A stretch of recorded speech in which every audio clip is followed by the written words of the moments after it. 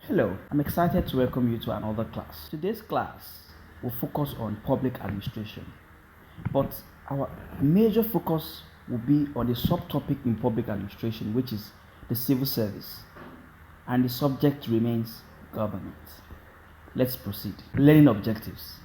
At the end of today's lesson, we expect you to be able to clearly explain the concept of public administration, define the civil service, itemize and explain the distinguishing features of the civil service, describe the structure of the civil service, and finally, be able to describe the functions of the civil service. The government of any country or elected representatives do not manage the affairs of a country in isolation. They do so leveraging existing systems to plan and implement policies and actions. The affairs of the government is referred to as public because it is meant to be open and be about the people and the state. The state in this context is referred to as the country. Hence, there are agencies, institutions, departments, parastatals established by the government to implement its policies and programs. So these agencies are responsible for organizing, managing, planning, coordinating, and controlling of government operations. By default, this is like a system that operates to ensure that government interaction with the people is not truncated. So the general management of all these activities is called public administration. That is the affairs of the government vis-a-vis the people and the entire country is managed through a system designed and termed public administration.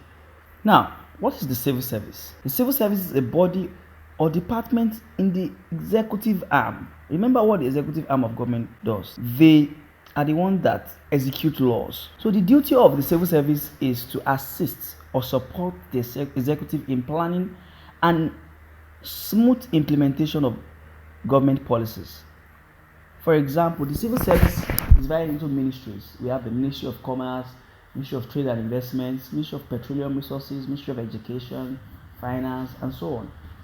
The political head of a ministry is called a minister, but at the state level is called a commissioner, while the director general, who is the administrative head of a ministry, is referred to as the permanent secretary, both at the federal and the state level, because they are usually the accounting officer of any ministry. That is, they are more like the chief executive officers, while the ministers and commissioners are political heads because their own tenure expire. Note, public corporations like the police, armed forces are not part of the civil service, but they are part of public service. The civil service is different from public service because there is a specific condition of service. The terms or condition of service is what distinguishes the civil service from the public service. Now, the civil service has its own characteristics. The first is impartiality.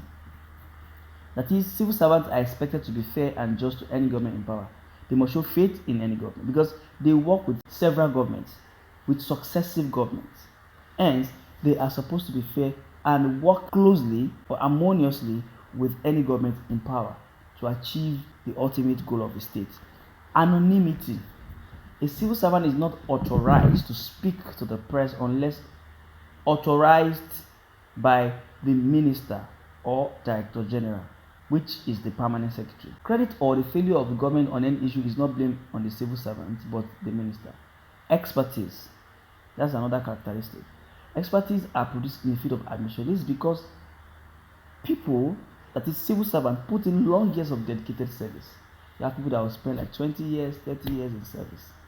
Permanence. This is a very key feature of the civil service. The civil service is an institution that does not change with the government. Workers equally enjoy permanent tenure of office. Neutrality.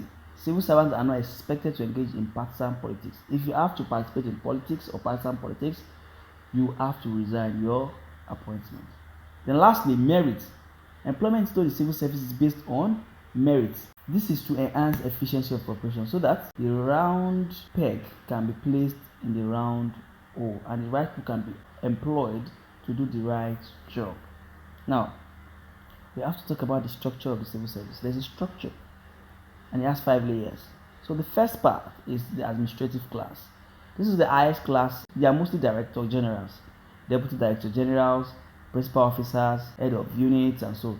They are mostly graduates of different fields with many years of experience in the service. They are involved in policy making and advise ministers and all commissioners in other areas of administration. They are the principal officers. They are the leadership of the ministry. Now, the professional class. They are mainly employed as professionals of different categories such as lawyers, accountants, engineers, and so on. Then, the executive class. They are senior executives, executive officers, assistant executive officers, and so on. They are holders of first degree, higher national diploma, and so on. They are responsible for the implementation of government policies. Then the clerical staff. They are school certificate holders. They are mostly clerical officers, clerical assistants, typists, and so on. They are also involved in routine work like moving of files from one desk to the other. Messengerial class. They are mostly cleaners, messengers, drivers. They clean the offices, drive people in the administrative or professional class.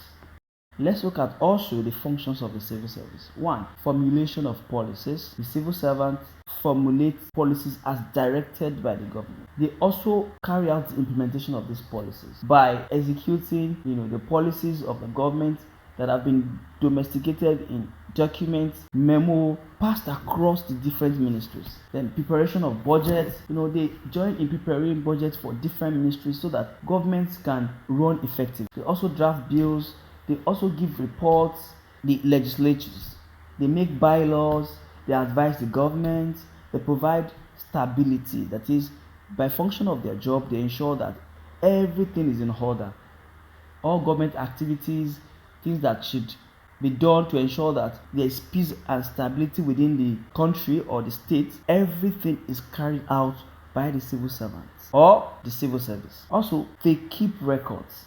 Records of government activities are kept in ministries and are provided access to as and when due. They provide answers to parliamentary questions, that is, they attend plenary sessions or panels to be able to provide relevant assistance on policy matters. They also engage in revenue generation, different government programs that attract revenue. They are left in charge to be able to provide leadership and ensure that these things run smoothly.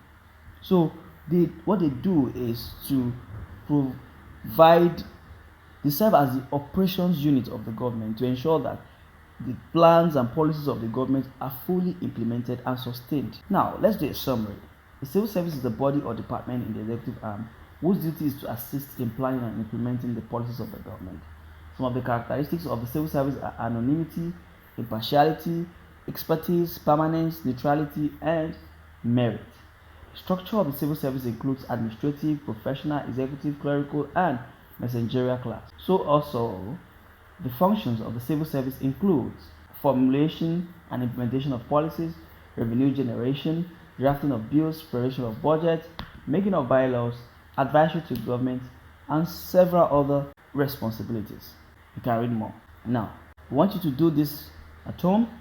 Try as much as possible to be able to differentiate between the civil service and the public service.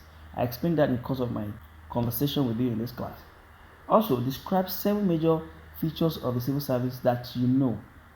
You have mentioned some, you add more. Describe the functions of the civil service, then explain the structure of the civil service.